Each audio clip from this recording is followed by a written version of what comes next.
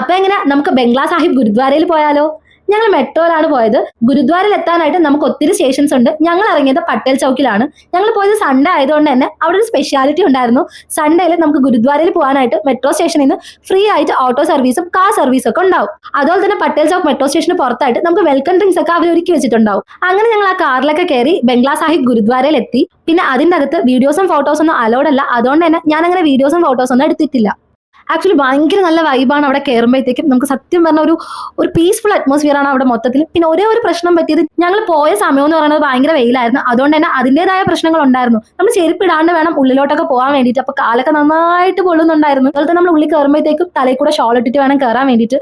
അഥവാ നിങ്ങളുടെ കയ്യിൽ ഷോൾ കൊണ്ടുപോകാൻ മറന്നിട്ടുണ്ടെങ്കിൽ കുഴപ്പമില്ല, അവിടെ തന്നെ ഒത്തിരി വെച്ചിട്ടുണ്ടാവും. അതിൽ നിന്ന് ഏതെങ്കിലും എടുത്ത് കെട്ടിയാൽ മതി. പിന്നെ അതെങ്ങാനും താഴ്ന്നു പോയി കഴിഞ്ഞാൽ ചുറ്റും ആൾക്കാരുണ്ടായിരിക്കും ഷോൾ എടുത്തിട്ട് പറയാൻ വേണ്ടിയിട്ട്. സോ അത് നമ്മൾ കെയർഫുൾ ആയിരിക്കണം. ഷോളൊക്കെ പ്രോപ്പർ ആയിട്ട് തലയിൽ കൂടി ഇട്ടിട്ട് വേണം പോകാൻ വേണ്ടിയിട്ട്. ഈ ഒരു കൾച്ചറിനെ പറ്റി യാതൊരു ഐഡിയ ഇല്ലെങ്കിലും ബാക്കിയുള്ളവർ ചെയ്യുന്നതൊക്കെ കണ്ട് അഡ്ജസ്റ്റ് ചെയ്താണ് ഞങ്ങൾ അവിടെ പിടിച്ചിരുന്നത്. പിന്നെ ഫോട്ടോ വീഡിയോ അലൗഡ് അല്ലെന്ന് പറയുന്നുണ്ടെങ്കിലും കുറെ പേര് എടുക്കുന്ന കണ്ടു. അത് കണ്ട് ഞാനും എടുക്കാൻ ശ്രമിച്ചു. പക്ഷെ എൻ്റെ അടുത്ത് നിന്നൊരു അപ്പാപ്പൻ വന്നിട്ട് പറഞ്ഞു ഫോട്ടോ വീഡിയോ അലൗഡ് അല്ല എന്നുള്ള കാര്യം. എനിക്കറിയാൻ പാടില്ല, എനിക്ക് മാത്രം എന്താണ് അങ്ങനെ എന്നുള്ള കാര്യം. പിന്നെ നമുക്ക് അവിടെ പ്രസാദമായിട്ട് ഹൽവ പോലത്തെ ഒരു സ്വീറ്റ് കിട്ടും. പിന്നെ അതുപോലെ തന്നെ അവിടെ എന്നും ഫുഡൊക്കെ അവൈലബിൾ ആണ്.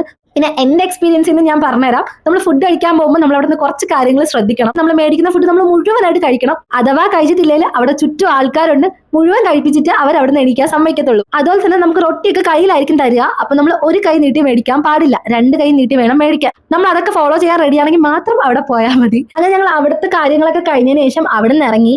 അപ്പൊ അടുത്ത വീഡിയോ കാണാം. ബൈ.